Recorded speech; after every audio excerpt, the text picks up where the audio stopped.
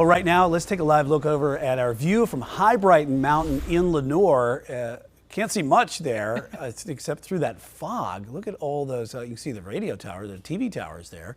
Let's get right over to Chief Meteorologist Tara Lane. Tara, we've got a serious amount of rain coming tomorrow, but look at that fog. Is that going to be an issue driving around tonight? And not so much around the Charlotte metro out there. We could end up with a little patchy fog through late tonight and early tomorrow. Just gives you an idea of all that moisture that is still in the atmosphere after some of that rain earlier. And yeah, we have some pretty dense fog, obviously hanging tough there once you head higher up in elevation and up through the mountains. So watch out for that once you head up, or if you live up there around some of the mountain communities. But otherwise, we're looking okay as far as conditions on the roads, and even, yeah, a lot of drier conditions out there too compared to earlier today and how we started out the day for that morning drive, which was definitely on the wetter side for a lot of us. And there's a look at those lighter exiting showers over far eastern Chesterfield County, moving past Society Hill and heading into Bennettsville right now. And then we zoom on off to the west, Lancaster, seeing just a bit of some light rain, another little isolated shower moving down that stretch of Highway 521, kind of the intersection of Highway 9 and 521 there, and that is progressing east and will likely fizzle over the next several minutes. How much rain have we seen here today or from over the past 24 hours? One of the higher amounts up there toward the mountains, parts of Avery County there, kind of around the Crossnor and Newland area, just over ½ of an inch. Otherwise, it's been kind of around the 1/4 to 1/3 of an inch range, and just a little bit more being picked up according to radar estimates over parts of Anson and the northern part of Richmond County. And there is more to come as we get deeper into the night. Notice how the rain chances, albeit low, are not zero. So yes, more scattered showers will be coming, especially by later tomorrow night and going into Wednesday. Wednesday still looks like kind of the wetter day here out of these 3 days, this first half of the week. Right now, temperature wise, at least it's not terribly cold. We've got 53 degrees in the Queen City, south-southwest wind at 9, much higher dew points compared to those single-digit dew points with the drier air that we wrapped up last week with.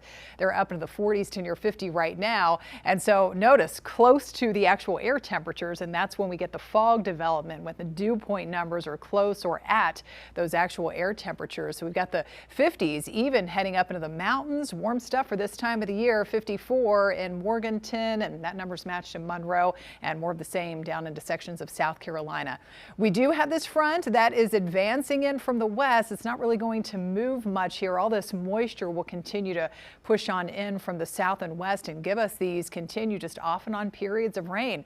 We've got more coming in overnight while we're sleeping, early tomorrow afternoon, and again on Wednesday when, as I said, expected to get pretty heavy at times. Could be a few thunderstorms in the mix too, some of which could be on the stronger side with some gusty wind.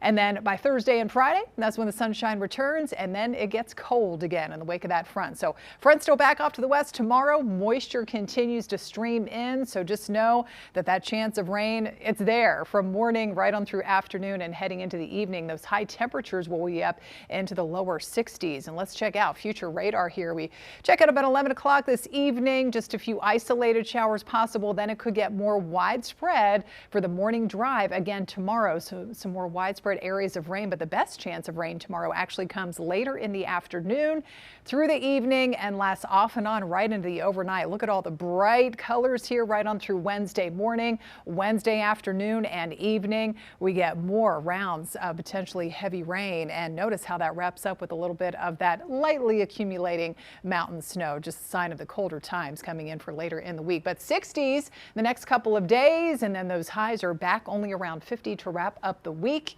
and cold starts are back. Friday morning's lows back in the upper 20s.